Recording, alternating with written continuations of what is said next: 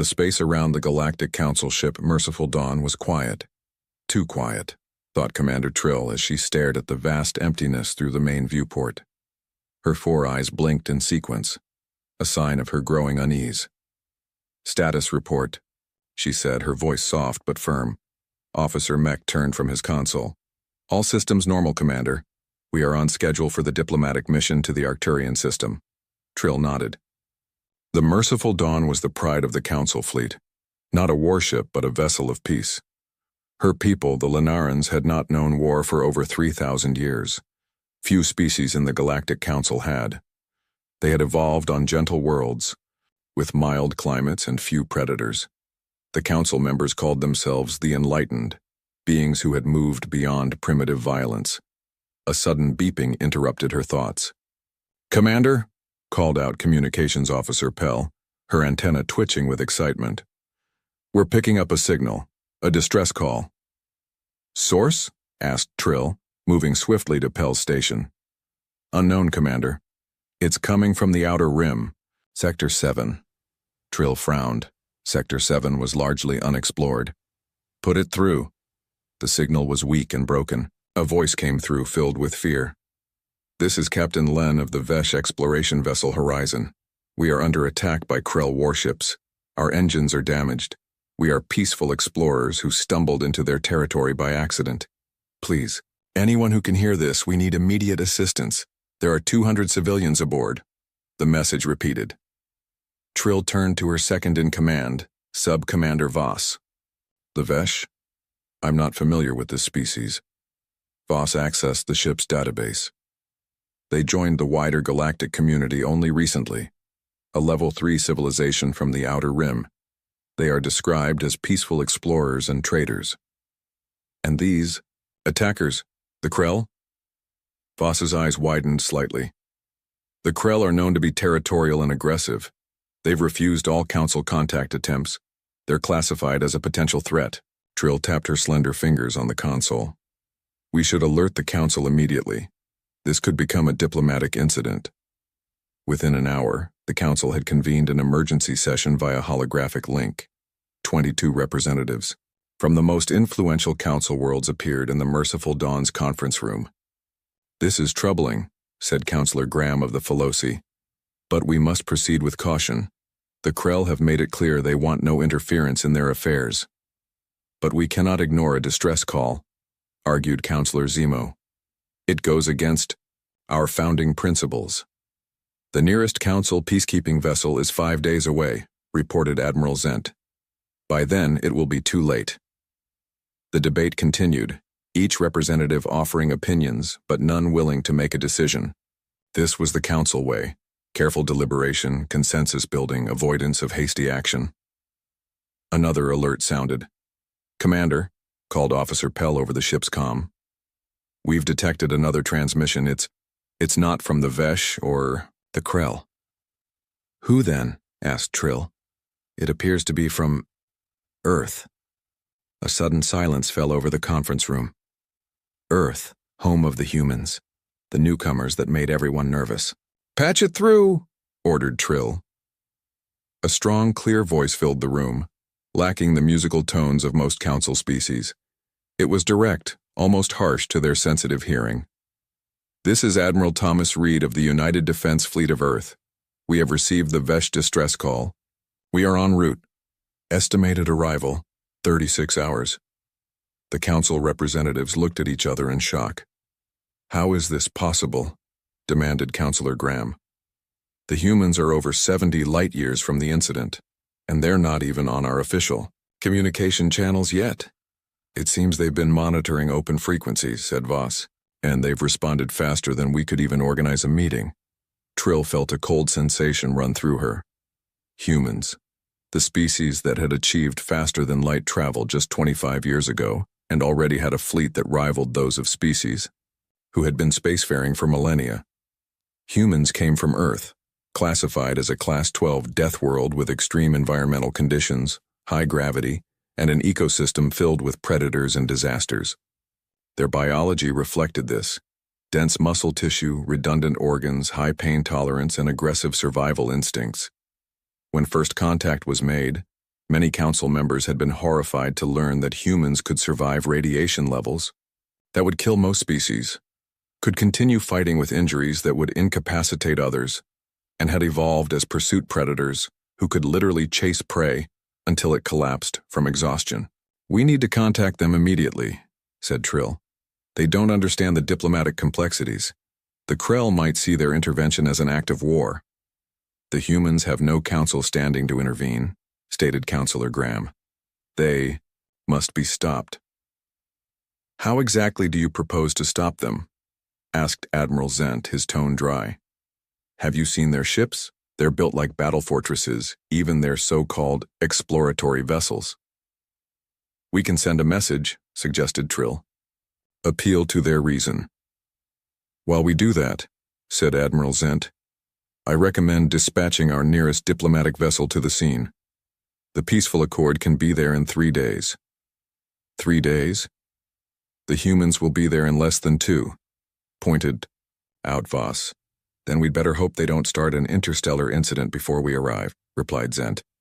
As the council continued their debate, Trill moved to the communication station. She had met humans once at a diplomatic function. They had seemed friendly enough, even charming in their direct way, but she had also seen recordings of their combat training. The speed and violence had been shocking. "Send this message to the human fleet," she instructed Pell. "Admiral Reed, this is Commander Trill of the Galactic Council vessel Merciful Dawn. We acknowledge your response to the Vesh distress call. However, we request you delay intervention until Council representatives can arrive. The situation may be more complex than it appears, and the Krell are an isolated species with whom we have limited diplomatic contact. Please respond." The message was sent. Minutes passed with no reply.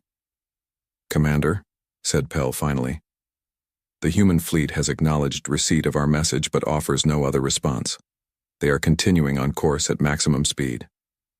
Trill stared out at the stars. In just 36 hours, a fleet of warships from the most violent world known to the Council would arrive at a conflict they barely understood.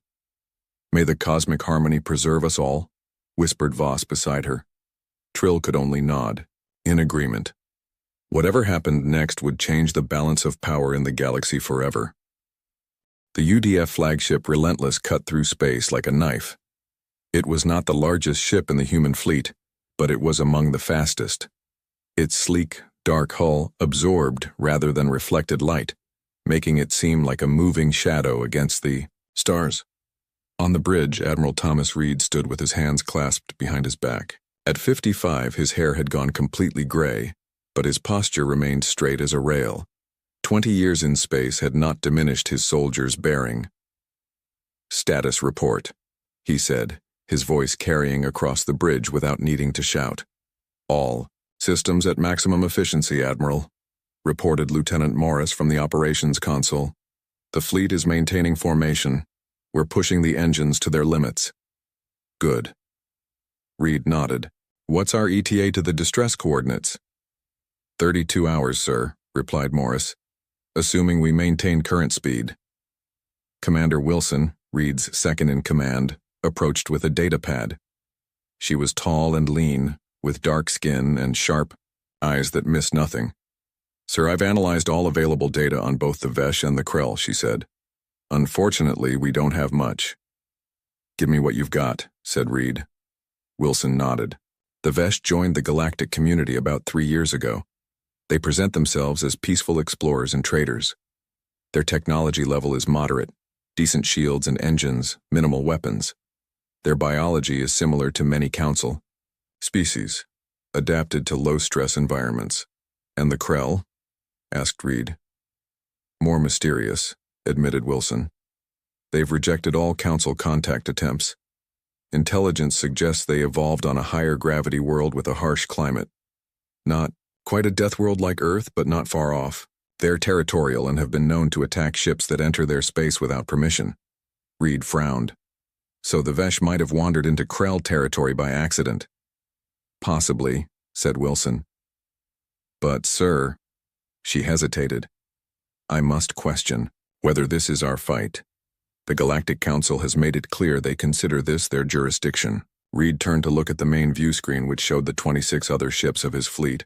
all pushing their engines to the maximum. You saw the distress call, Wilson. Those people are asking for help. Yes, sir, but...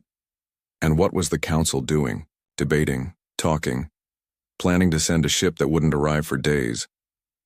Reed shook his head. By then, those Vesh would be dead.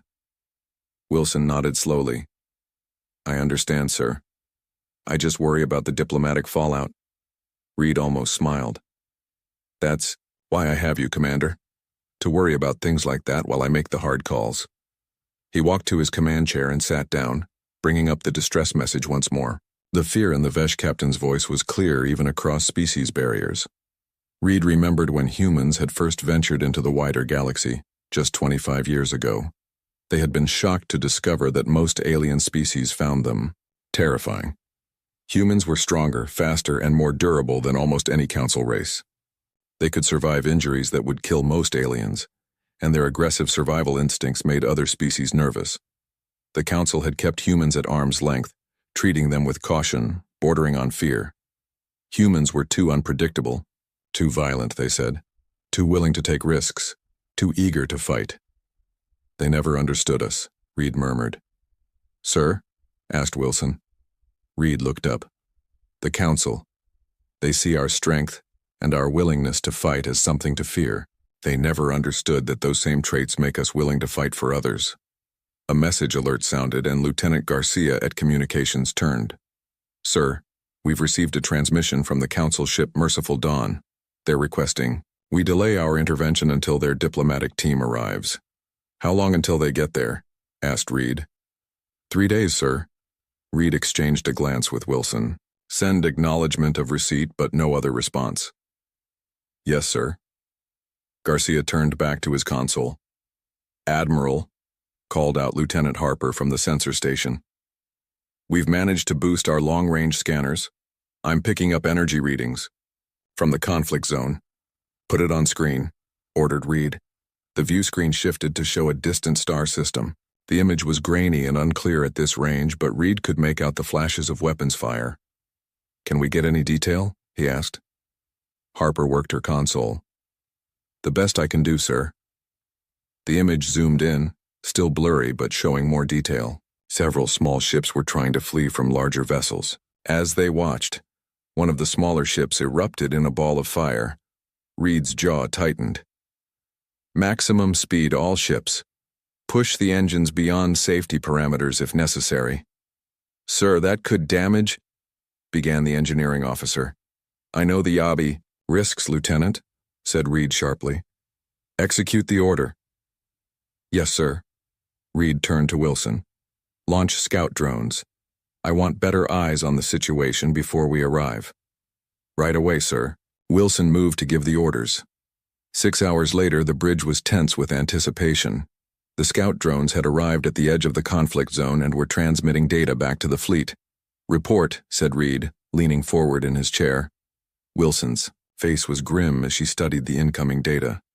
Sir, the situation is worse than we thought. The Krell ships are not just disabling the Vesh vessels. They're systematically destroying their escape pods after crippling the main ships. Reed's expression darkened. They're executing survivors? It appears so, sir. The Vesh aren't just being defeated, they're being hunted. Reed stood up, his decision made. All ships, battle stations. We drop out of FTL directly between the Krell fleet and the Vesh ships. Alarms sounded throughout the ship as crew members rushed to their combat positions. The ship's AI began reciting status updates in a calm voice. Weapons systems online. Shields at maximum. Point defense grid active. Wilson moved to Reed's side. Sir, we should attempt communication before engaging. We will, said Reed. But from a position of strength. The Krell need to know we're serious. The final hours passed in tense preparation. Every weapon was checked, every system fine-tuned. The medical bays prepared for casualties. Marines readied for possible boarding actions. As they approached the conflict zone, Reed addressed the fleet. This is Admiral Reed. In 20 minutes, we will engage an unknown hostile force that is attacking civilians. Our mission is to protect the innocent and stop the slaughter. We are far from home and we may be outnumbered. But we are humans of Earth, and we will not stand by while the defenseless are murdered. Read out. The bridge fell silent except for the hum of equipment and the occasional status report. 10 seconds to FTL exit, announced the navigation officer. Reed stood tall, his eyes fixed on the view screen. 5, 4, 3, 2, 1. The Relentless dropped out of FTL with a flash of light, 26 human warships appearing beside it in perfect formation. They materialized directly between the Krell attack fleet and their Vesh prey. For a moment, everything was still, as if the universe itself held its breath. Then Reed gave the order that would change galactic history forever. Open all communication channels. Let's introduce ourselves. This is Admiral Thomas Reed of the United Defense Fleet of Earth. We are responding to a distress call from the Vesh vessels. Cease your attack immediately and withdraw your forces. The message was broadcast on all frequencies, translated into every known galactic language, including what little they knew of the Krell tongue. For several tense moments, there was no response. On the bridge of the Relentless, Reed stood firm, his eyes fixed on the main view screen showing the Krell fleet, 15 warships of various sizes, their hulls covered in what looked like overlapping armor plates. "Sir," reported Lieutenant Garcia, "from communications, we're receiving responses from both sides." "Put the Vesh through first," ordered Reed. The screen flickered, and a slender alien appeared. It had pale blue skin, large eyes, and no visible hair. The alien wore what looked like formal attire with several insignia. "This is Captain Len of the Vesh vessel Horizon. Thank you for coming to our aid. The Krell attacked without warning as we were exploring this sector. We have many wounded and our engines are severely damaged." Reed nodded. "We're here to help. Captain, move your ships behind our defensive line. We'll handle the Krell." "Thank you, Admiral," said Len, bowing slightly before the transmission ended. "Now the Krell," said Reed. The screen changed to show a very different alien. The Krell. Commander was broader, with gray-green scaled skin, a prominent jawline, and eyes set deeper in the skull. The bridge of their ship appeared dimly lit compared to human standards. Unknown vessels. The Krell commander's voice was deeper and had a rumbling quality. "You interfere in matters you do not understand. Leave now, or share the fate of the Vesh." Reed's expression hardened. "We received a distress call from ships under attack. We're here to prevent further bloodshed. I suggest you stand down your weapons and explain your actions." The Krell commander made a harsh sound that might have been laughter. "You defend them without knowing what they are. This is not your concern, human." Before Reed could respond, the transmission cut off.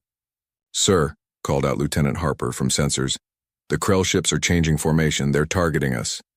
"Shields up," ordered Reed. "All ships, defensive positions. Do not fire unless fired upon." The Krell ships moved with surprising speed, spreading out to flank the human fleet. "Admiral," said Commander Wilson urgently, "they're going to attack." As if to confirm her words, energy weapons flared from the lead Krell vessel, striking the shields of the Relentless. The ship shuddered slightly under the impact. "Damage report," called Reed. "Shields holding at 92%, sir," reported Morris. "That was just a test shot, but it packed a punch." Reed's decision came instantly. "All ships return fire. Target their weapon systems only. I want them disabled, not destroyed." The human fleet responded with precision. Advanced targeting systems locked onto the weapon emplacements of the Krell ships, and concentrated fire struck in coordinated salvos. The battle erupted in earnest. The Krell fought with ferocity, but seemed surprised by the humans' combat effectiveness. Their tactics suggested they were used to overwhelming less militarized opponents. "Sir," called Wilson over the sounds of the bridge during combat, "the Vesh ships are moving behind our defensive line as ordered." "Good," said Reed. "Lieutenant Martinez, any luck establishing communication with the Vesh ships?" Intelligence Officer Martinez looked up from her station. "Yes, sir. Captain Len is quite grateful for our intervention. He's requesting permission to dock with our medical frigate for emergency treatment of their wounded." "Granted," said Reed. "But I want a full security detail present. Standard first contact protocols." As the battle continued, The technological edge of the human ships became increasingly apparent. The Krell fought bravely, but their weapons couldn't penetrate the advanced shields of the UDF vessels for long. Meanwhile, the human fleet's precision strikes were systematically disabling the Krell's offensive capabilities. "Sir," reported Martinez, after several minutes, "I've been analyzing the Vesh ships while they approach our medical frigate, and something doesn't add up." Reed turned to her. "Explain." Martinez brought up a holographic display of one of the Vesh vessels. "They claim to be peaceful explorers, but their ships have concealed weapon mounts. They're well hidden, but our scans detected them. And those cargo holds, they have biological containment fields that seem excessive for standard cargo." Reed frowned. "Could they be carrying hazardous materials, biological samples?" "Possibly, sir, but the configuration is more consistent with holding cells." Wilson moved closer to examine the data. "Are you suggesting they're not what they claim to be?" "I'm saying we should be cautious," replied Martinez. "And there's more. I've been trying to match their ship designs with our database. They're significantly different from the registered Vesh vessels in Galactic Council records." Reed's eyes narrowed. "Lieutenant Garcia, hail Captain Len again. I want to ask some direct questions." "Sir," called Harper suddenly, "one of the Krell ships is badly damaged. They're sending a transmission directly to us, bypassing their command structure." "Put it through," ordered Reed immediately. The screen showed a Krell officer, bloodied and surrounded by smoke. Emergency lighting cast harsh shadows across the alien's features. "Humans," the Krell said, coughing. "You are being deceived. The Vesh are not victims. They are raiders. They harvest worlds. They stripped our colonies of resources and took our young for their experiments.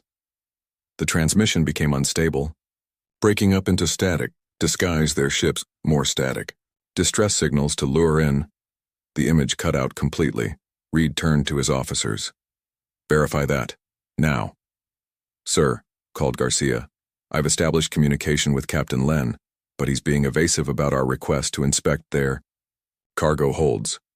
And," added Martinez, "the Vesh ships are powering up their hidden weapons systems." Reed's face hardened. "All ships, new orders, maintain defensive positions against the Krell, but raise shields against the Vesh vessels as well. No one fires without my direct order." He turned to Garcia. "Open a channel to Captain Len." When the Vesh captain's face appeared on screen, Reed's voice was cold. "Captain, our scans have detected concealed weapons on your exploration vessels.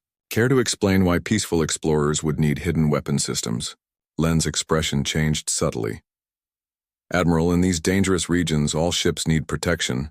We merely—" "And the biological containment fields in your cargo holds?" Reed interrupted.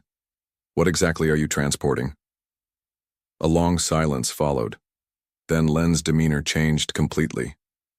The frightened, grateful demeanor vanished, replaced by something colder and more calculating.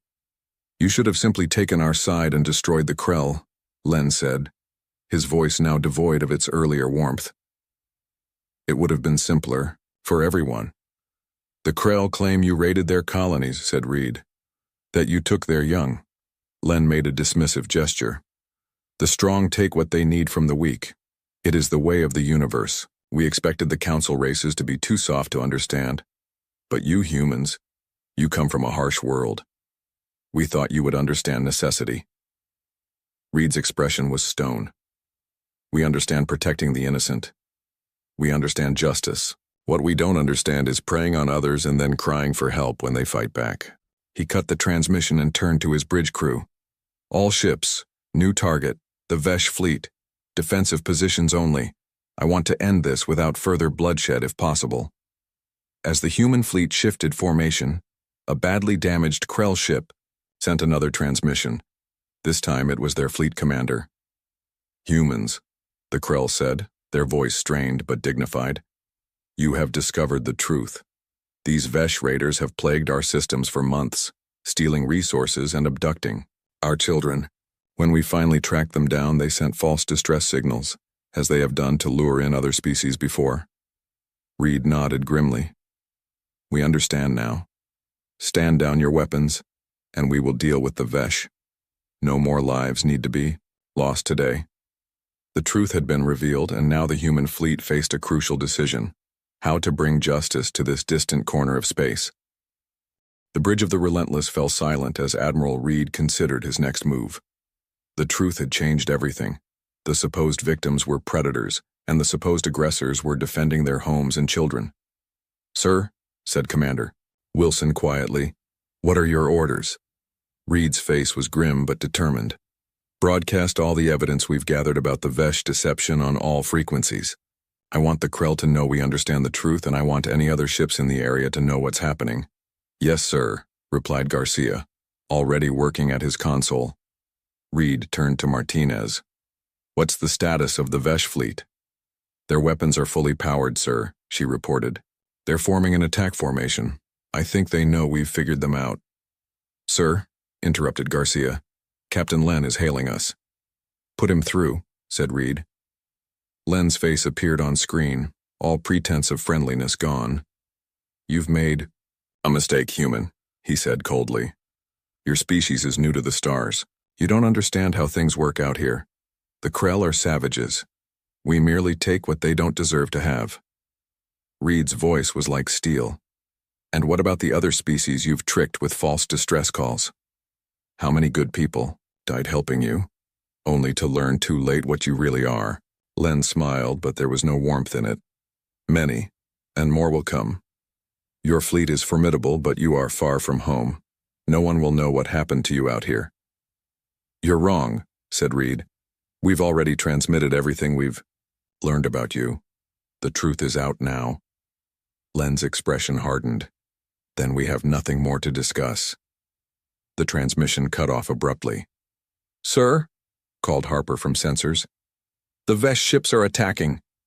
Energy beams lanced out from the Vesh vessels, targeting both the human fleet and the damaged Krell ships. "All ships defensive positions," ordered Reed. "Protect the Krell vessels and return fire. Target the Vesh weapons and engines only. I want those ships disabled, not destroyed." The human fleet moved with practiced precision. Their formation shifted to place the strongest shields between the Vesh attackers and the weakened Krell vessels. The battle that followed was unlike anything the Vesh had expected. They had counted on the humans being allies, not enemies.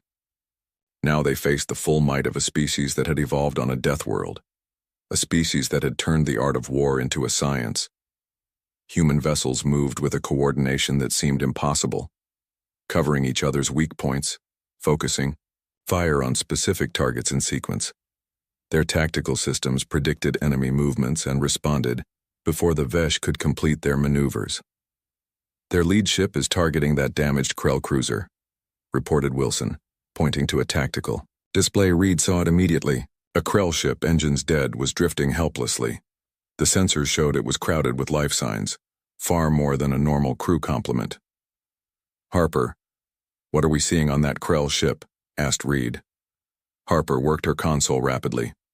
"Sir, I'm reading hundreds of juvenile Krell life forms. I think it's a nursery ship. They must be evacuating their young from somewhere." Reed's expression darkened. "The Vesh are targeting children." As they watched, a large Vesh battleship moved to intercept the drifting Krell vessel. Its weapons powered up for what would surely be a killing blow. "The Defender is closest," reported Wilson, referring to one of the human cruisers. Reed didn't hesitate. "Order the Defender to intercept. Maximum shield power to the point of impact." The orders were relayed instantly. The human cruiser Defender changed course, accelerating hard toward the drifting Krell ship. It positioned itself directly between the vulnerable nursery ship and the oncoming Vesh battleship. The Vesh fired, a massive energy beam striking the Defender's shields. The human ship shuddered under the impact. "The Defender's shields are failing," reported Harper. "They can't take another hit like that." "Order them to evacuate," said Reed, "but maintain position until all crew are clear." On the tactical display, they watched as escape pods began launching from the Defender. The Vesh battleship, seeing this, prepared to fire again. "All available ships, target that Vesh battleship," ordered Reed. "Take out its weapons now." 3 human destroyers responded, concentrating their fire on the Vesh vessel's weapon emplacements. The precision strikes hit their marks, disabling the battleship's main guns just as they were about to fire again. "Sir," called Garcia. "I'm getting a message from the Defender. It's Captain Hayes." The screen showed a woman in her 40s, smoke, filling the bridge behind her. She was the only one still at a station. "Admiral," she said, her voice steady despite the chaos around her. "All crew except myself have evacuated. I'm staying aboard to keep the ship positioned as a shield. The Krell vessel's engines are completely dead and they can't move. Someone needs to stay and make sure this ship remains between them and the Vesh." Reed understood immediately what she was saying. The ship's autopilot couldn't react quickly enough if the Vesh tried a different angle of attack. Someone needed to remain at the helm. "Captain Hayes," he said, his voice solemn. "Your actions honor humanity today." Hayes nodded. "The Krell ship is transmitting. They say there are 5,000 children aboard." "5,000, sir. I'm not going anywhere until they're safe." Around the Defender, the battle continued to rage. The human fleet was systematically disabling the Vesh ships, targeting engines, weapons, and communication systems with surgical precision. The Vesh, realizing they were outmatched, attempted a new strategy. Several of their ships tried to break away, presumably to escape and warn others of their kind. "Don't let them run," ordered Reed. "If they escape, they'll just do this again somewhere else." Human destroyers moved to intercept the fleeing vessels, disabling their engines with precisely targeted shots. In less than 30 minutes, it was over. The entire Vesh fleet had been disabled, their ships drifting powerless in space. "Sir," reported Garcia, "we're being hailed by the Krell commander." The alien's face appeared on screen, looking at Reed with new eyes, not with fear or anger, but with something like respect. "Human Admiral," the Krell said, "you have done what no other species has done. You saw through the Vesh deception. You protected our young when you could have simply destroyed us all." Reed nodded. "We understand what it means to defend your children. No species with any honor would do differently.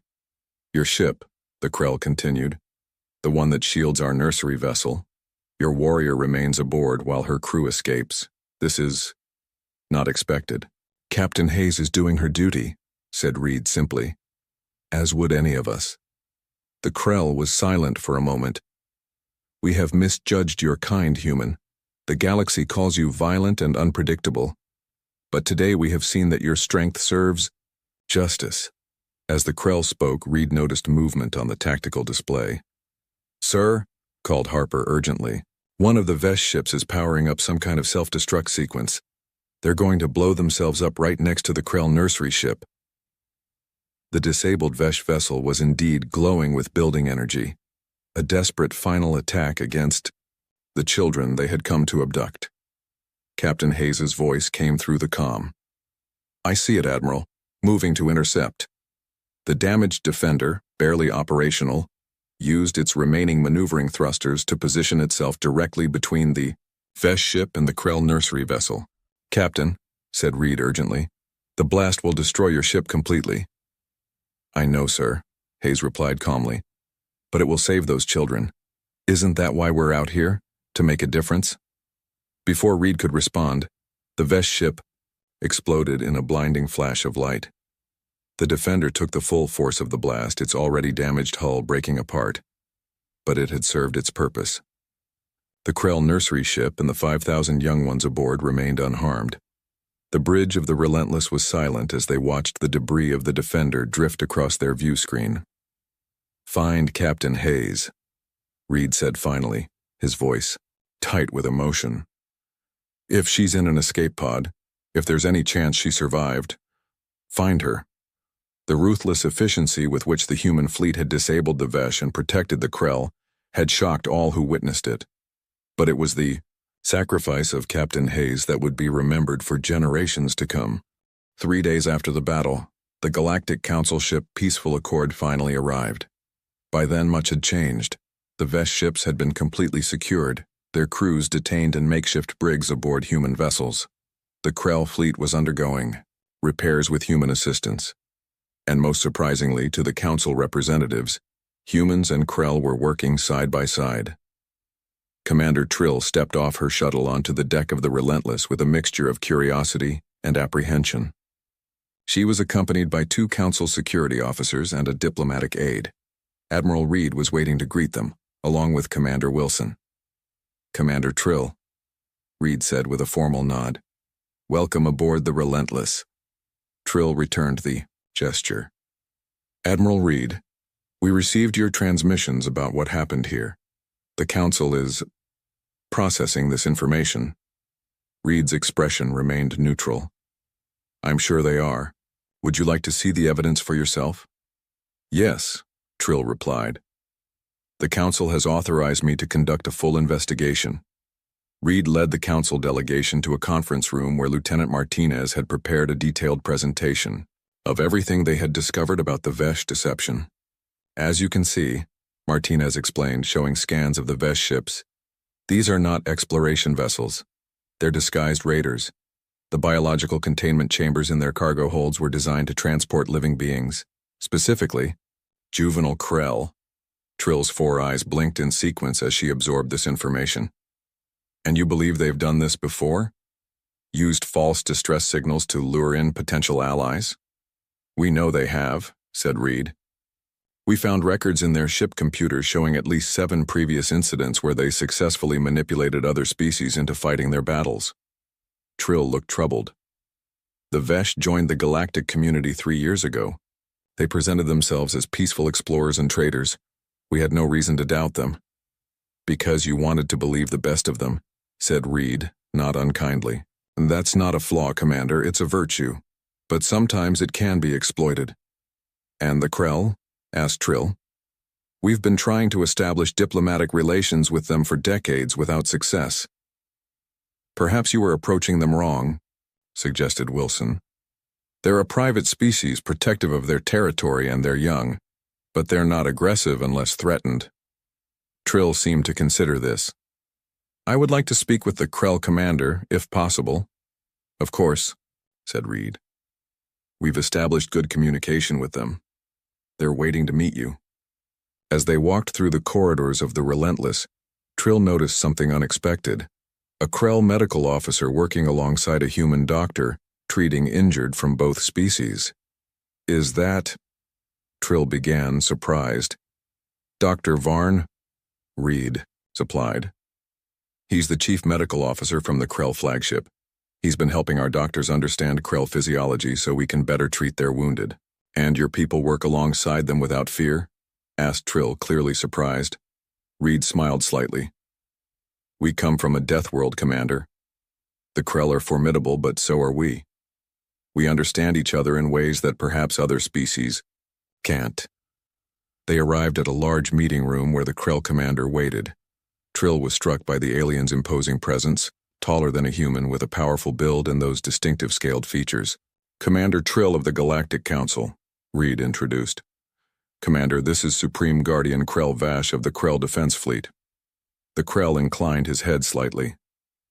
"Council representative," he acknowledged. "Guardian Krell Vash," Trill said, using his proper title with care. "I come to express the Council's regret for this misunderstanding and to learn the truth of what happened here." "There is no misunderstanding now," said Krellvash. "The humans have shown what truly happened. The Vesh raiders have been attacking our colony worlds for months, stealing our resources and abducting our young for their experiments. Why did you not bring this to the Council's attention?" asked Trill. Krellvash made a sound that might have been a bitter laugh. "Would you have believed us over your new peaceful members? We tried to send messages explaining the attacks. They were ignored or dismissed as territorial aggression on our part." Trill's antenna drooped slightly in shame. "The Council will investigate fully now. But I must ask, what will happen to the Vesh prisoners?" Reed and Krellvash exchanged a glance. "We've agreed that they will face justice from both our peoples," said Reed. "A joint tribunal to ensure fair treatment, even for those who showed none to others." This surprised Trill. "You're working together on this?" "We are," confirmed Krellvash. "The humans understand justice and sacrifice. At this, Reed's expression grew solemn. "Commander Trill, there's something else you should see." He led them to the medical bay of the Relentless. In a private room, surrounded by medical equipment, lay Captain Hayes. Her body was covered in burns and injuries, but remarkably, she was alive. "Captain Hayes was found in a damaged section of the Defender's Bridge," explained Reed quietly. "She was barely alive, protected only by her emergency suit that activated during the explosion. The Krell helped us find her among the debris." Trill looked at the injured human with new understanding. "She stayed behind to protect the Krell children." 5,000 young ones, said Krellvash, his voice softer than before. "She gave her life nearly for children not of her species.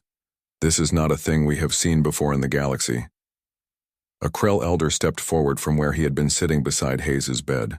He was even larger than Krellvash, his scales faded with age. "This is Elder Krell Mach," introduced Krellvash. "He has traveled from our homeworld to honor Captain Hayes and the human fleet." The elder approached Trill directly. "Council representative, for too long your people have feared the humans for their strength, for their capacity for violence. Today I ask you to see the other side of that coin. Their capacity for sacrifice, for protection of the innocent, regardless of species." Trill nodded slowly. "The Council will hear of this, all of it." 1 week later, Admiral Reed stood before the full Galactic Council. The Great Chamber, designed to accommodate representatives from dozens of species, fell silent as the human took the speaker's position. Reed wore his formal uniform, the same one he had worn when humanity first petitioned to join the wider galactic community 25 years ago. Behind him stood Captain Hayes, still injured but insistent on attending, supported by Commander Wilson. And beside them, to the shock of many council members, stood Krellvash and Elder Krell Mach. "Esteemed representatives of the council," Reed began, his voice carrying throughout the chamber, "I come before you today not to apologize for our actions, but to explain them." He paused, looking around at the assembled aliens, beings from worlds so different from his own. Humanity evolved on a world that tried to kill us every day. We fought predators, disease, natural disasters, and each other. But we also learned to recognize predatory behavior and to stand against it. Reed gestured to the Krell beside him. "We will not apologize for our strength or our willingness to use it, but judge us by who we choose to protect, not who we're capable of destroying." Elder Krell Mach stepped forward, his ancient voice resonating through the chamber. "The humans came as warriors, but they fought for justice. They could have destroyed us all, but instead they protected our children with their own lives." He turned to Captain Hayes and performed a solemn Krell gesture of highest respect, placing his clawed hand over his heart and then extending it toward her. This human remained at her post while death approached, to shield 5,000 Krell, young ones. There is no greater honor in our culture than to protect the next generation. Captain Hayes is now Krell Hayes in our records, a guardian of our future. Hayes, still weak but determined, stood straight as she could and returned the gesture. Counselor Graham, who had been one of the most vocal critics of human involvement, spoke up. But the humans acted without council authorization. They interfered in a matter outside their jurisdiction. "With respect, Counselor," replied Reed, "we responded to a distress call as any decent species would. The fact that it was a trap doesn't change our obligation to help those in need." "And if we had waited for council authorization," added Hayes, her voice quiet but firm, 5,000 children would be dead or worse." The chamber fell silent at her words. Trill, who had been named special envoy to both humans and Krell, rose from her seat. "The evidence is clear. The Vesh deceived us all and used our protocols against us. While we debated, they continued their attacks. The humans acted decisively, and in doing so revealed a truth we would have discovered too late." She looked directly at Reed. "Their methods may seem harsh to many of us. Their ruthlessness in battle is frightening to behold. But that same ruthlessness was directed at achieving justice and protecting the innocent. Perhaps there is something we can learn from them." In the days and weeks that followed, the Council was forced to reconsider many of its assumptions. The Krell, after generations of isolation, formally requested diplomatic relations, but only with Earth as an intermediary. The Vesh deception was investigated fully, revealing a pattern of exploitation that had gone undetected for years, and across the galaxy, the story spread of how the Deathworlders from Earth had responded to an alien distress call. The coffee in Commander Jack Davis's mug rippled as the alert siren blared through the orbital station. His morning ritual, interrupted by the harsh wail that meant only one thing: emergency. Jack set down his mug and straightened his uniform, moving with practiced efficiency toward the command center. His weathered face showed little emotion, but his eyes narrowed slightly, the only sign of his sudden focus. "Report," he ordered as he entered the bustling command center of Earth Orbital. Defense Station 7. Lieutenant Tom Reed swiveled in his chair, his young face tight with excitement. "Sir, we've detected an unusual transmission from the Arcturus sector. It's like nothing we've received before." "Show me," Jack said, moving to the main display terminal. The screen filled with a strange pattern of pulses, alongside a translation attempt. The message was brief, just 4 words. "Help. Predators. No weapons. Dying." "We've confirmed it's not human in origin," Tom continued. "The transmission method uses quantum frequencies that match known Galactic Confederation standards, but the sender isn't registered in any of our databases." Jack studied the message, feeling the weight of its simplicity. An unknown alien species was reaching out, to humans specifically, for help against predators. The irony wasn't lost on him. For 200 years since first contact, humanity had been labeled as Deathworlders by the Galactic Confederation.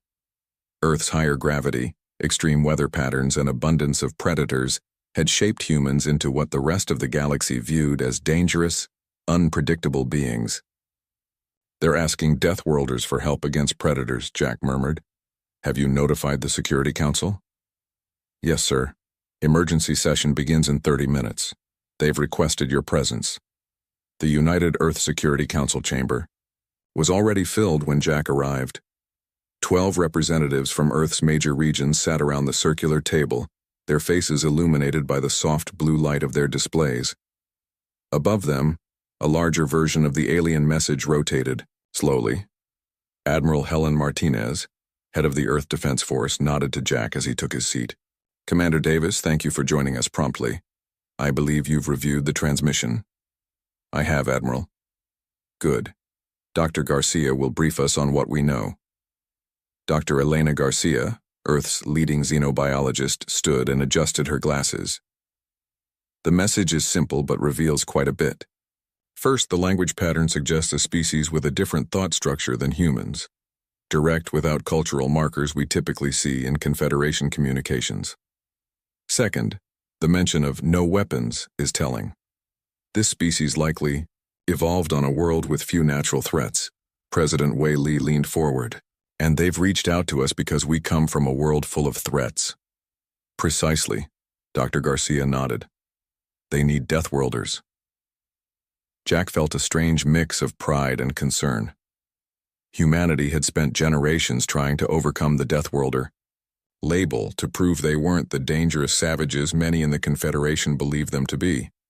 Now, someone out there needed exactly those qualities. "The question before this council," President Lee continued, "is whether we respond, and if so, how?" The room fell silent. Relations with the Confederation had always been tense. Many member species viewed humans with thinly veiled fear. Human ships were often restricted at alien ports. Human traders charged higher fees. Human diplomats politely but firmly kept at arm's length. Admiral Martinez broke the silence. "I recommend deploying the Shock Fleet." Murmurs filled the room.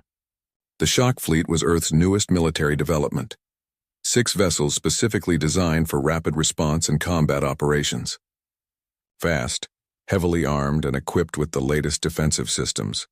They had never been deployed beyond Earth's solar system. The Arcturus sector is near the border of Confederation space, Martinez continued. If these unknown aliens are under attack, and if the Confederation isn't helping them, there may be political complications we aren't aware of. Or perhaps they can't respond quickly enough, suggested Councillor Okafor from the African Union. The Confederation's nearest military base to Arcturus is 3 weeks away at their standard speeds.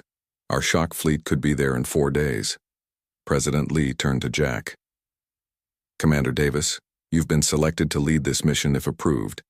Your thoughts? Jack took a moment before responding. He'd spent 30 years in the Earth Defense Force watching humanity struggle for acceptance. Now, for the first time, someone out there saw humans not as dangerous, but as potential saviors. Someone is dying, sir, he said simply. They've asked for our help. Whatever political complications exist, I believe we have a moral obligation to respond. President Lee nodded slowly, then looked around the table. We will vote. Those in favor of deploying the shock fleet under Commander Davis's leadership, one by one, hands raised until all 12 council members had voted in favor. Unanimous, President Lee declared. Commander Davis, you are hereby ordered to prepare the shock fleet for immediate departure to the Arcturus sector. Your mission, objectives are as follows. Locate the source of the distress signal, render aid to the threatened species, and neutralize the predatory threat if necessary and possible. Jack stood and saluted. Yes, sir, we'll be ready to depart within 12 hours. The launching bay of Earth's orbital shipyard was massive, large enough to hold all 6 vessels of the shock fleet. Jack stood at the observation window watching, as crews made final preparations for departure. The flagship, Thunderbolt, dominated the center of the bay, 550 meters of sleek dark metal designed for both speed and power. Around it, 5 smaller vessels completed the fleet. Lightning, Storm, Tempest, Hurricane, and Cyclone. Lieutenant Tom Reed approached and saluted. Crew reports all systems ready, sir. We're just completing final supply transfers. Good. And the message we're sending back to the distress call? Transmitted 30 minutes ago, sir. Simple as you requested, we are coming. Hold position, help is on the way. Jack nodded, his eyes still on the ships. Have you ever been beyond our solar system, Lieutenant? No, sir. This will be my first deep space mission. Mine as well, Jack admitted. 30 years in the service and the Confederation has never allowed Earth warships this far out. Tom looked surprised. Do you think they'll try to stop us? They might. But the distress call changes things. This mission could change how the galaxy sees us, Lieutenant. Jack turned to face the younger officer. We've been viewed as dangerous for so long that some of us have started to believe it. But being strong, being capable of fighting, these aren't bad things when they're used to protect others. The station's announcement system interrupted them. All shock fleet personnel, report to your vessels. Launch sequence initiates in 30 minutes. Jack straightened his uniform. Time to show the galaxy what Deathworlders can really do, Lieutenant. As they walked toward the boarding bridge to Thunderbolt, Jack felt a sense of purpose stronger than any he'd experienced before. The unknown aliens who had sent that desperate message had no way of knowing they might be changing humanity's place in the galaxy forever. Inside the Thunderbolt's command center, Jack took his position in the captain's chair. Around him, his crew worked with quiet efficiency, each trained for this moment. All ships report ready for departure, Commander, said Communications Officer Lisa Wilson. Very good. Jack activated the fleet-wide channel. This is Commander Davis to all shock fleet vessels. Our mission is clear. We answer the call for help. We protect those who cannot protect themselves. Today, we show the galaxy the true meaning of being human. Prepare for launch. The massive bay doors began to open, revealing the star-filled blackness of space beyond. Jack leaned forward slightly in his chair. Shock fleet launch. One by one, the 6 ships rose from their docking positions and moved toward the open bay.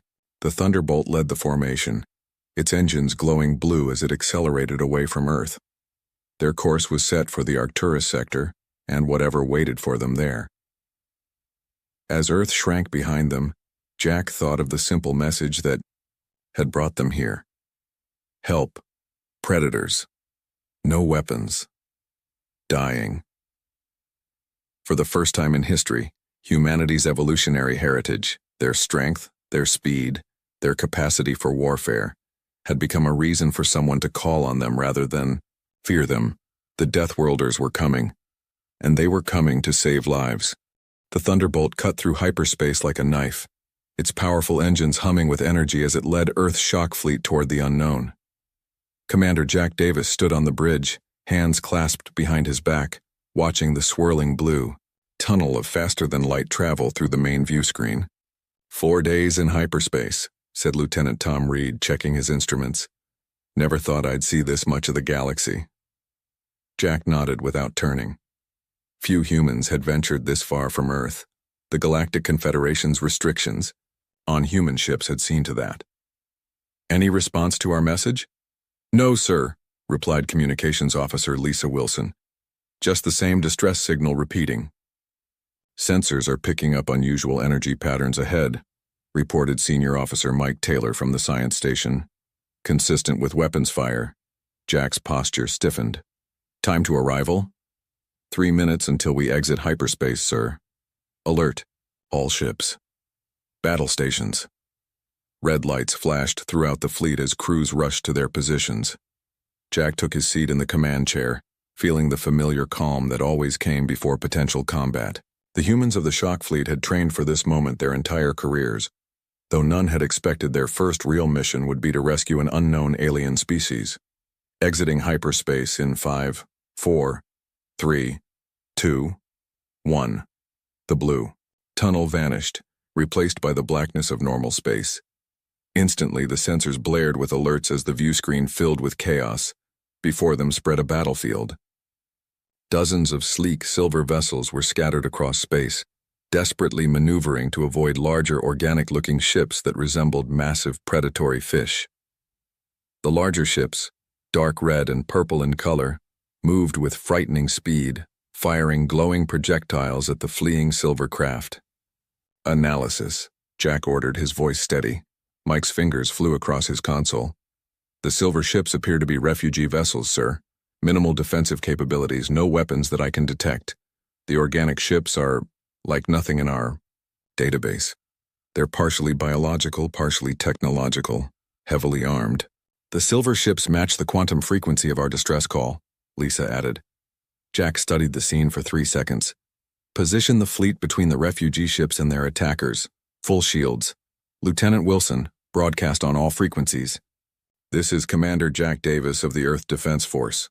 We are responding to your distress call. We offer protection and assistance. The 6 human ships moved forward in tight formation, their engines flaring as they accelerated into the heart of the battle. The Thunderbolt led, its massive bulk now between the fleeing silver ships and their pursuers. One of the organic vessels, apparently undeterred by the new arrivals, fired directly at the Thunderbolt. The energy blast struck the human ship's shields, creating a brief flash of blue light. Shield impact at 30% capacity, reported Defense Officer Pete Johnson. No damage. A small smile touched Jack's lips. The Thunderbolt's shields had been designed to withstand far more powerful weapons. Hold position. Do not return fire unless I give the order. Commander, Lisa called. I'm receiving a transmission from one of the silver ships. They're responding to our message. On screen. The view screen shifted to show a slender, blue-skinned being with large silver eyes and no visible hair. Its face was delicate, almost fragile-looking, with features that seemed to flow together in a way that was beautiful but alien. Earth vessel, the being spoke in accented but clear English. I am Director Neil of the Lumari Collective. Your arrival is unexpected salvation. Jack stood. Director Neil, we received your distress call. We're here to help. What can you tell us about your attackers? The alien's silver eyes blinked rapidly. They are called the Vrex.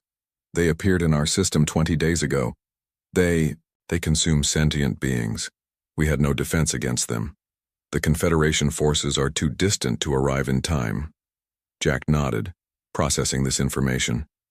How many of your people are in these ships? Approximately 12,000. All that remain of our colony in this sector. The alien's voice trembled slightly. We have never encountered a species like yours before. You are human? Yes. We're from Earth. Earth. Neil seemed to consider this. We have heard stories of your world, a death world, they say. Before Jack could respond, Mike called out, "Sir, the organic vessels are regrouping. They appear to be preparing for a coordinated attack." "Director Neil," Jack said, "get your ships behind our formation. We'll handle the wrecks." The view screen returned to the external view as Jack turned to his tactical officer. "Lieutenant Mira Thompson, you're our xenolinguist. Any success establishing communication with the wrecks?" Mira, a tall woman with dark hair pulled into a tight bun, shook her head. "I've tried all standard protocols, sir. They're either ignoring us or don't communicate in any way we understand."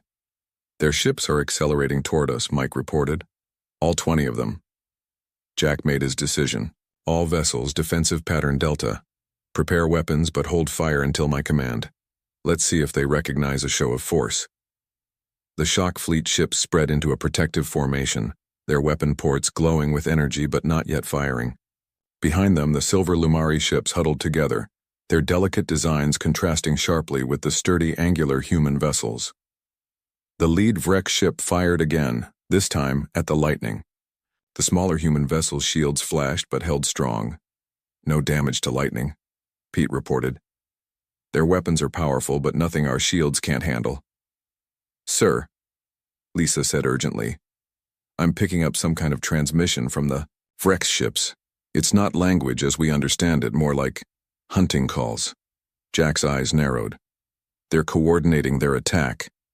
As if to confirm his words, the Vrek ships suddenly split into 3 groups, attempting to flank the human formation.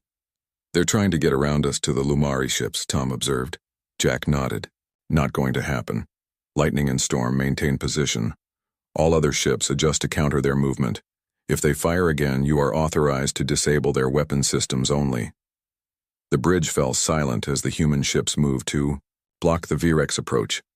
For a moment it seemed the predatory vessels might back down. Then, with frightening coordination, all 20 Vrek ships fired simultaneously, shields holding across the fleet. Pete reported as the human ships lit up, with impact flashes. No significant damage.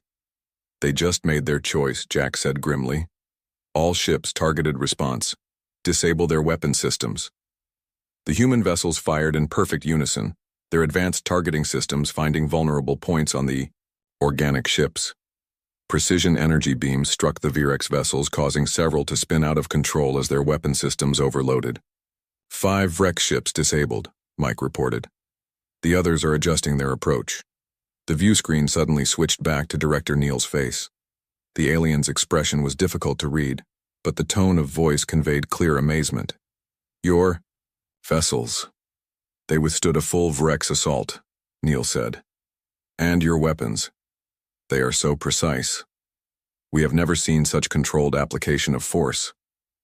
Jack understood the unspoken question. "Director, we came to protect your people, not to destroy the Vreks unless necessary. Can you tell us more about them? Where did they come from?" "We don't know," Neil replied. "They appeared without warning. They communicate only through hunting calls, as your officer noted. They consider all other species as simply food." A notification flashed on Jack's display. "The remaining Vrek ships are pulling back," Mike announced.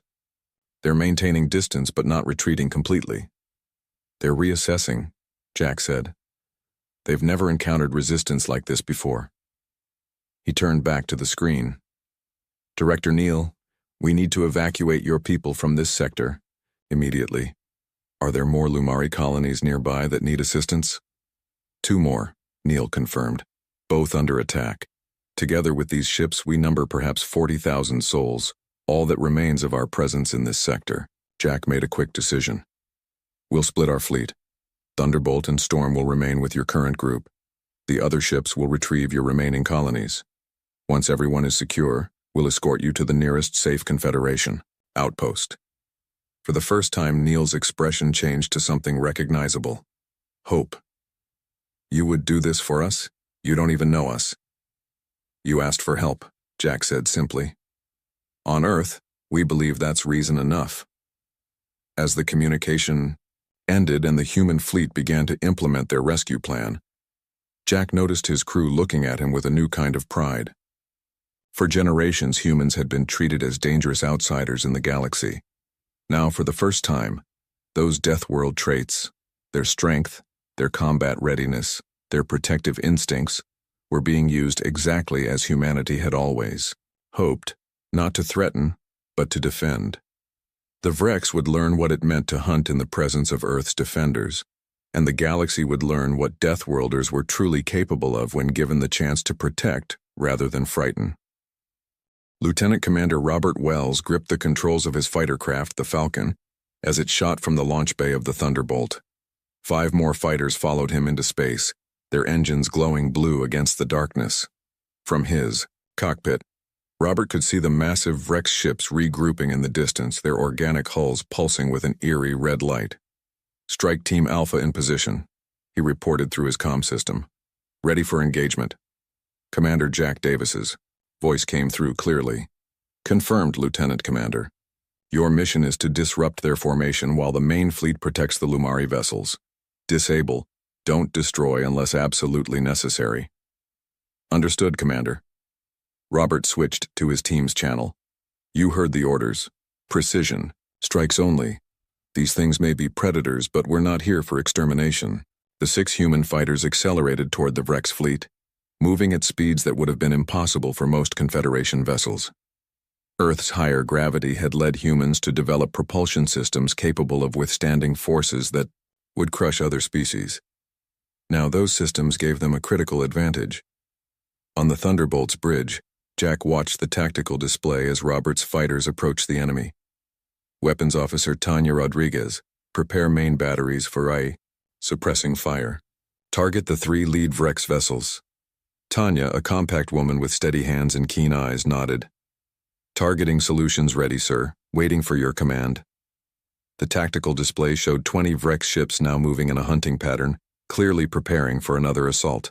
From what they had learned from Director Neal, the Vrex had never faced serious resistance before. Their usual prey were peaceful species with minimal defensive capabilities. Sir, called out Mike from the science station, I'm detecting unusual energy readings from the Vrex ships. They appear to be adapting their weapons. Jack frowned. Intelligent predators. They're learning. Behind the human fleet, the silver Lumari ships huddled in formation. Their delicate designs seemed to shimmer in the light of a nearby star. Beautiful, but terribly vulnerable.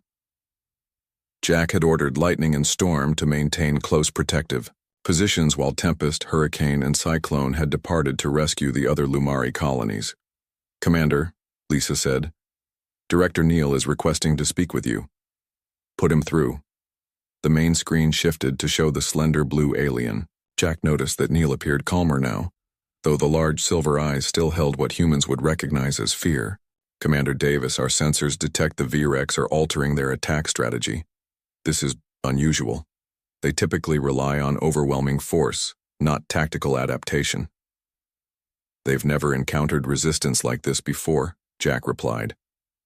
Don't worry, Director. We've dealt with adaptive predators on Earth for our entire evolution.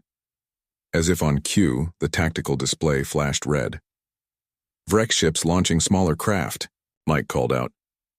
Similar to our fighters, but they appear partially organic. The view screen shifted to show dozens of small, dart-like vessels emerging from the larger Vrex ships. They moved with frightening speed, heading directly toward the fighter squadron. Strike Team Alpha, you have multiple hostiles approaching, Jack warned. Evasive maneuvers. Robert's voice came through, steady despite the threat. Copy that. We see them. Switching to defensive formation. The human fighters broke apart, their pilots' reactions faster than most species could follow. On Earth, humans had evolved to track fast-moving predators and prey. Now, in the vastness of space, those same reflexes allowed them to outmaneuver the Vrex fighters. Amazing, breathed Neal, who was still watching from the command screen. Your pilots move so quickly. Jack didn't respond, his attention focused on the battle unfolding before them. The Vrex motherships were now advancing behind their fighter screen, clearly intent on breaking through to the vulnerable Lumari vessels. All ships prepare for engagement, Jack ordered. Tanya, target the lead Vrex vessel's propulsion systems. Fire when ready. The Thunderbolt's main batteries unleashed a precisely calculated burst of energy. The beam struck the lead Vrex ship exactly where Tanya had aimed, causing its organic propulsion system to spasm and fail. The massive vessel began to drift, temporarily crippled. Direct hit, Tanya reported. Target disabled. Jack nodded. Lightning storm. Target the flanking vessels. Same approach. The two human ships responded immediately, their weapons finding similar vulnerable points on the approaching Vrex vessels. 3 more of the Predator ships drifted out of formation, their propulsion temporarily paralyzed. In space around them, Robert's fighter squadron was engaged in a complex dance with the Vrex fighters. The human pilots moved with precision and coordination that seemed impossible given the speeds involved. "Those are your warriors?" Neil asked, his voice filled with wonder. "Fighter pilots," Jack corrected. "Some of our best." On the tactical display, Robert's squadron had already disabled 7 of the Vrex fighters without destroying any. The human pilots were targeting control surfaces and propulsion, leaving the organic vessels intact, but unable to maneuver effectively. "We've never seen combat like this," Neil admitted. "The Confederation told us that humans were dangerous, unpredictable. But this is not random violence. This is discipline," Jack finished for him. "On Earth, the strongest warriors aren't those who kill needlessly. They're those who can control their power." The battle shifted suddenly as the remaining Vrex motherships changed formation. Instead of pressing the attack, they began to withdraw, recalling their fighters. "Sir, the Vrex are pulling back," Mike reported, sounding surprised. "They're retreating to the far side of the nearby moon." Jack studied the tactical display. Not retreating, regrouping. They're not used to losing. Robert's voice came through the comm. "Strike Team Alpha returning to formation. We disabled 12 of their fighters. No losses on our side." "Well done, Lieutenant Commander. Return to defensive positions." As the human fighters rejoined the fleet, Jack turned his attention back to Neil. "Director, we need to move your people immediately. This is just a temporary withdrawal." Neil's large eyes blinked rapidly. "But of the other colonies?" "The rest of our fleet will reach them within hours," Jack assured him. "But your ships need to start moving toward Confederation space now. We'll provide escort." For a moment, Neil seemed to struggle with a decision. Then the alien straightened, showing a new resolve. "Commander Davis, before we depart, there is something you should know. Something we discovered about the Vrex before they attacked." Jack raised an eyebrow. "Go on." "They are not natural predators." Neil's voice dropped lower. "Our scientists found evidence that they were created, engineered as weapons." The bridge fell silent as the implications sank in. Jack leaned forward in his chair. "Engineered by whom?" "We don't know. But there were signs of advanced genetic manipulation beyond anything the Confederation has developed. We sent our findings to the Confederation Council, and 3 days later the Vrex attacked our main research facility first." Jack exchanged glances with his senior officers. "You think someone in the Confederation is responsible?" "I don't know," Neil replied. "But I know that when we called for help, only Earth responded." Before Jack could reply, alarms blared across the bridge. "Vrex vessels returning," Mike called out. They've merged their remaining ships into 3 larger vessels." The view screen showed a horrifying sight. The organic Vrex ships had somehow combined, forming 3 massive structures that pulsed with malevolent energy. They were accelerating toward the human Lumari formation at high speed. "All ships, battle stations," Jack ordered, his voice calm despite the escalation. "Tanya, analyze those combined vessels. Find me a weakness." Tanya's fingers flew across her console. "The merger points, sir. The energy signatures are unstable where they've joined together. Target those points. All ships, coordinated fire on my mark." As the monstrous combined Vrex vessels approached, the human fleet held position, shields at maximum, weapons charged. Behind them, the Lumari ships began to move slowly toward safety. their engines straining. Jack stood from his command chair, eyes fixed on the approaching threat. "Director Neil, we'll hold them here. Get your people to safety." On the screen, Neil bowed his head in a gesture of deep respect. "The galaxy has misunderstood your people, Commander Davis. We will not forget what Earth has done for us today." As the communication ended, Jack turned to face his crew. "The Vrex want to show us what they can do when they're desperate.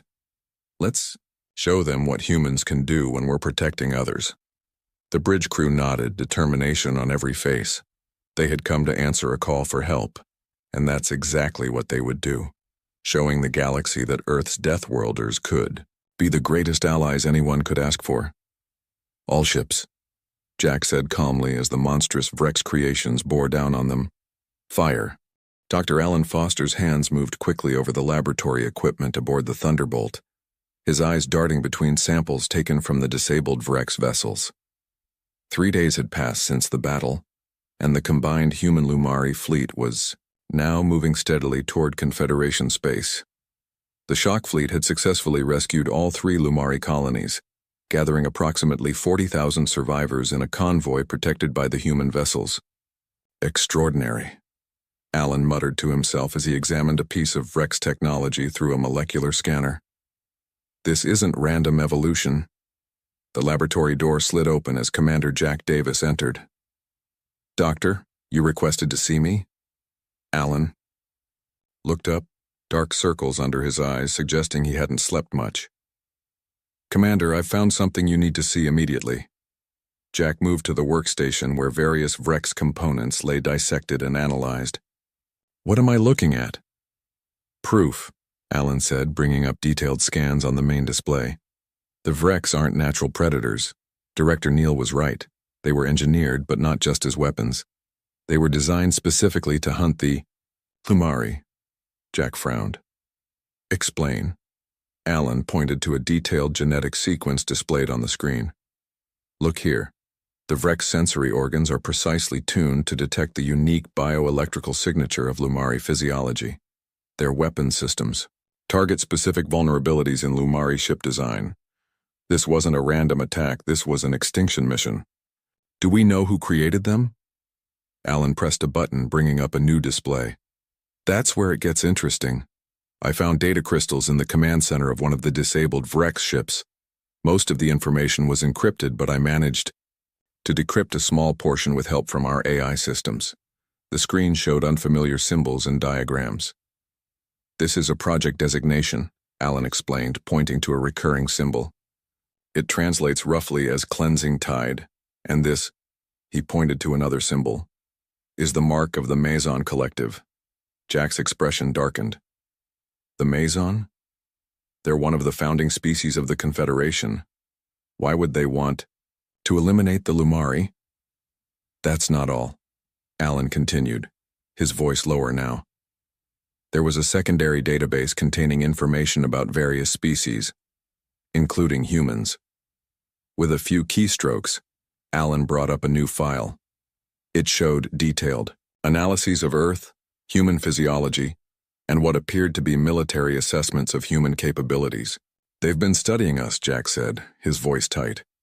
Studying and containing, Alan corrected. Look at this. He highlighted a section of text.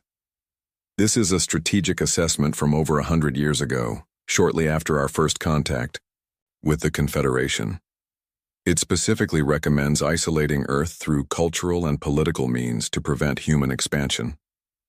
Jack leaned closer, reading the translated text.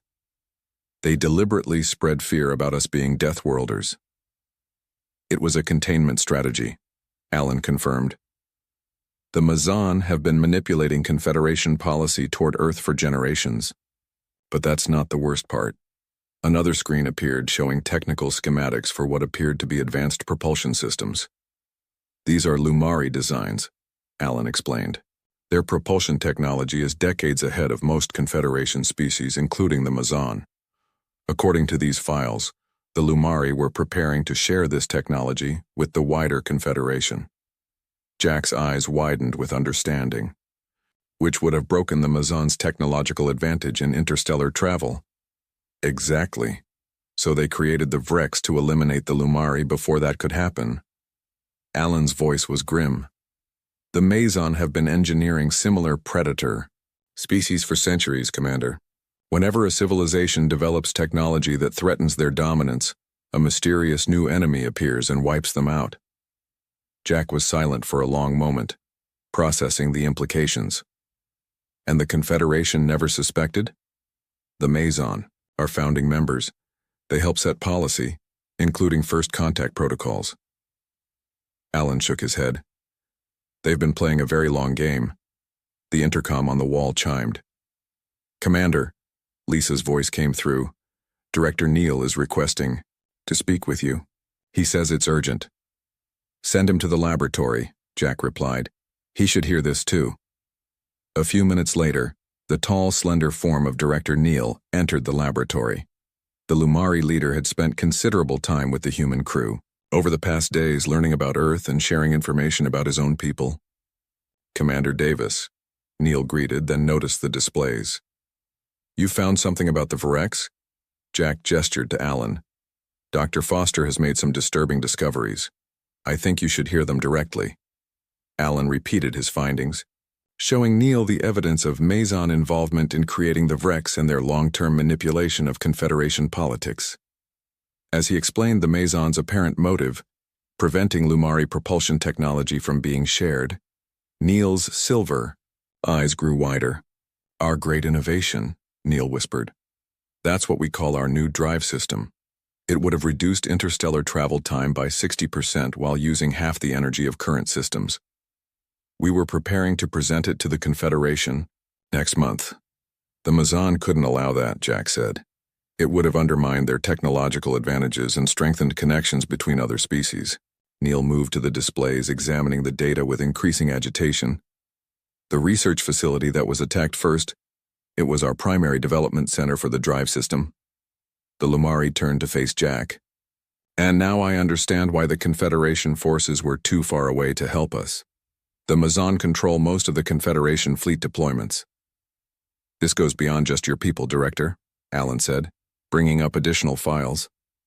Look at these records.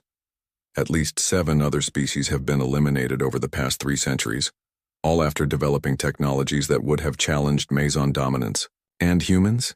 Neil asked, looking at Jack. Why contain rather than eliminate? Jack's expression was grim. My guess? Earth is too dangerous to attack directly. A Deathworld species with our level of military development would be too costly to confront. Isolation was safer for them. The laboratory fell silent as the 3 contemplated the scale of the conspiracy they had uncovered. Finally, Jack spoke.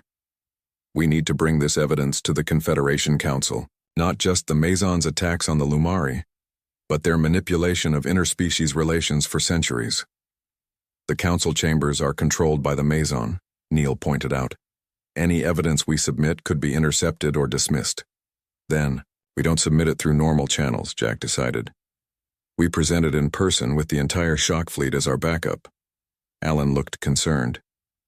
Commander, that could be seen as an act of aggression by Earth. Not if we're responding to a direct request for help, Jack countered, turning to Neil. Director, as the recognized leader of the Lumari people, would you formally request Earth's assistance in presenting evidence of crimes against your species to the Confederation Council? Neil straightened to his full height, a new determination visible in his posture. I would do more than that, Commander. I would offer the Lumari as formal allies to Earth, independent of Confederation protocols. Jack nodded, the significance of the moment not lost on him. The first alien species to officially ally with humans, that will make waves throughout the galaxy. It should, Neil said firmly. For too long the Mazon have kept potential allies apart through fear and manipulation. Perhaps it is fitting that their attempt to eliminate my people will instead forge the very connections they sought to prevent. Jack extended his hand in the human gesture of agreement. After a moment's hesitation, Neil reached out his own slender blue hand to complete the gesture. We'll need to move quickly, Jack said. The Mazon won't stop with just the Vrex. Once they realize we've discovered their involvement, they'll take more direct action. The Lumari people stand ready. Neil replied. For the first time since the attacks began, we have hope. Not just for survival, but for justice. As they began planning their approach to the Confederation Council, Jack couldn't help but appreciate the irony. The very qualities that had made humans feared throughout the galaxy, their strength, their combat readiness, their evolved responses to threats, were now the foundation for humanity's first true interstellar alliance. The Deathworlders had been called, and they had answered. Now, they would help bring light to a darkness that had been growing in the galaxy for centuries. The Grand Hall of the Galactic Confederation stretched out before Commander Jack Davis, like a massive amphitheater. Circular tiers rose in graceful arcs, each seat occupied by representatives of different species from across the galaxy. Jack stood on the central platform, flanked by Director Neil and Dr. Alan Foster. Behind them, a delegation of human officers and Lumari survivors waited silently.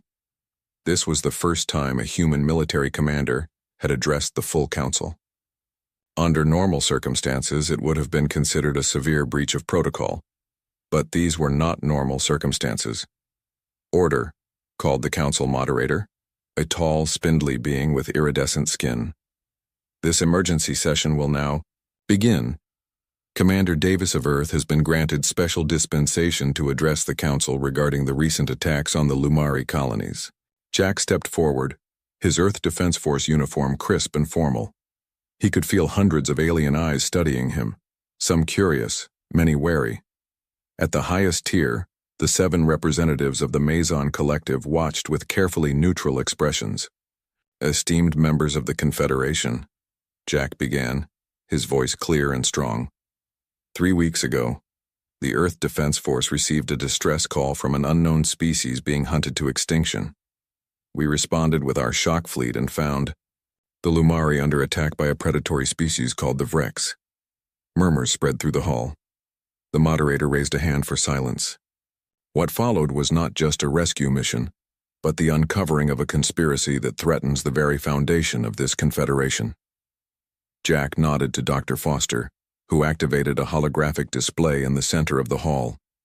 Images of the Vrex ships appeared, followed by detailed genetic and technological analyses. The Vrex were not natural predators, Jack continued. They were engineered weapons designed specifically to eliminate the Lumari people, and we have discovered who created them. The hologram shifted to show the evidence Alan had recovered from the Vrex command ship. The Maison symbol rotated slowly above the platform, drawing gasps from many council members. This is outrageous, declared one of the Maison representatives, rising from his seat. These are fabrications. Earth is not even a full member of the Confederation. They have no standing to make such accusations. Jack remained calm. Every piece of evidence has been authenticated using Confederation protocols, but perhaps you would prefer to hear from the victims directly. He stepped back as Director Neil moved forward. The slender blue alien's voice quavered slightly at first, but grew stronger as he spoke. My people were attacked without warning or provocation.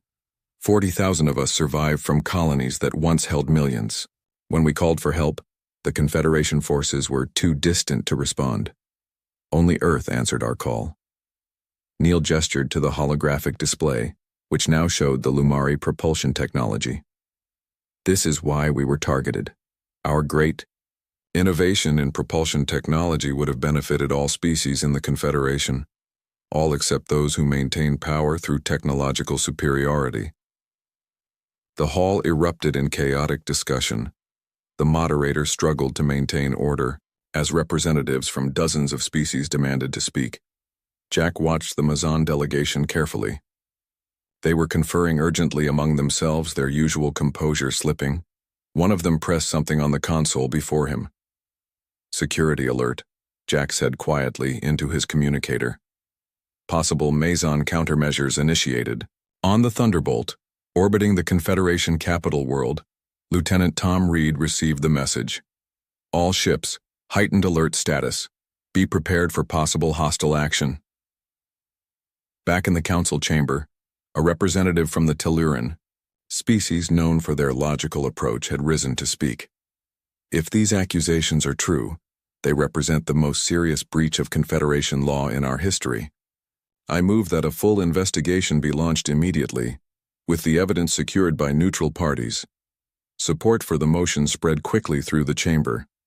Jack noticed that many species that had traditionally aligned with the Maison were now keeping conspicuous silence. The senior Maison representative finally stood. These are serious allegations that require careful examination. We welcome a thorough investigation, but until then we suggest that Earth's military vessels be required to withdraw from Confederation space. Their presence here is provocative. Jack was prepared for this. The shock fleet remains at the request of the Lumari people, who have formally requested Earth's protection.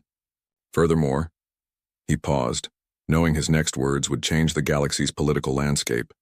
As of yesterday, Earth and the Lumari Collective have signed a mutual defense treaty, independent of Confederation protocols. This announcement sent a new wave of shock through the chamber. Alliances outside the Confederation framework were rare, and historically viewed with suspicion. Such alliances are not recognized by Confederation law, the Maison representative said dismissively. Actually, countered Neil, Article 17 of the Confederation Charter specifically allows for bilateral defense agreements between species in cases of existential threat. My people qualify. Before the debate could continue, alarms blared throughout the chamber. The main display switched to show space above the planet, where a fleet of ships was emerging from hyperspace. Maison warships, announced the moderator, clearly shocked. They have no authorization to approach the capital with weapons active. Jack wasn't surprised. They're here to silence us and secure the evidence. He turned to address the entire council. The choice before you is clear. For centuries, the Maison have eliminated any species that threatened their technological dominance.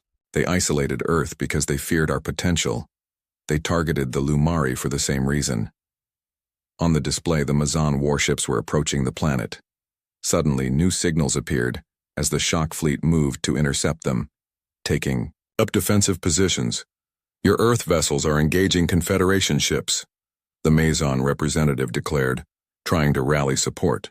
They are protecting the Council from ships that have violated at least 6 Confederation security protocols, Jack corrected. Just as we protected the Lumari when no one else would. The representative from Tellus stood again. I believe we have seen enough. I call for an immediate vote to suspend the Maison Collective from the Council pending full investigation, and to grant emergency defensive authority to the Earth Lumari fleet. As the vote began, Jack received a message from the Thunderbolt. The Maison warships had halted their advance, clearly surprised by the presence of the human fleet and unwilling to engage without Council support. One by one, species that had never before aligned with humans began to vote in favor of the motion. Many had harbored their own suspicions about Maison influence but had never had the evidence or the courage to challenge them openly. When the final tally was displayed, even Jack was surprised. 47 species had voted to suspend the Maison and accept Earth's protection. Only 3 had opposed. The moderator's voice was solemn. The motion carries.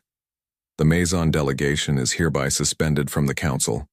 Earth and Lumari forces are granted temporary security authority over Confederation space until a permanent security arrangement can be established. As the Maison representatives were escorted from the chamber, representatives from various species began approaching Jack and Neil. Some offered formal thanks, others proposed their own alliances, and many simply wanted to learn more about the species they had been taught to fear for so long. A tall, crystalline being introduced itself as Ambassador Krell of the Solari Federation. Commander Davis, my people have long admired Earth from a distance. The Maison warned us that humans were dangerous, unpredictable Deathworlders. Jack smiled slightly. And what do you think now, Ambassador? I think, Krell replied, that sometimes the galaxy needs those who understand danger to protect those who do not. My government would be honored to discuss formal relations with Earth. By the end of the day, 17 species had requested defensive pacts with Earth. The term Deathworlder, once whispered with fear, was being spoken with new respect as a... Jack prepared to return to the Thunderbolt. Director Neil approached him one last time. When we sent that desperate message, we never imagined it would change the course of galactic history. Sometimes all it takes is asking the right people for help, Jack replied, extending his hand in the human gesture that was quickly becoming popular throughout the chamber. Neil took Jack's hand, then added the traditional Lumari bow of deep respect. The galaxy has misunderstood your people for too long, Commander. Being strong enough to fight doesn't make you dangerous. Being willing to fight for others makes you essential. As Jack looked around the council chamber, where humans and aliens now mingled freely for perhaps the first time in history, he felt a profound sense of change. The shock fleet had been sent to answer a simple distress call. Instead, they had begun to reshape humanity's place in the galaxy. The Deathworlders had finally found their true purpose among the stars, not to conquer or frighten, but to protect those who needed the very strength that made humans different. And in doing so, they had found something perhaps even more valuable than respect. They had found allies.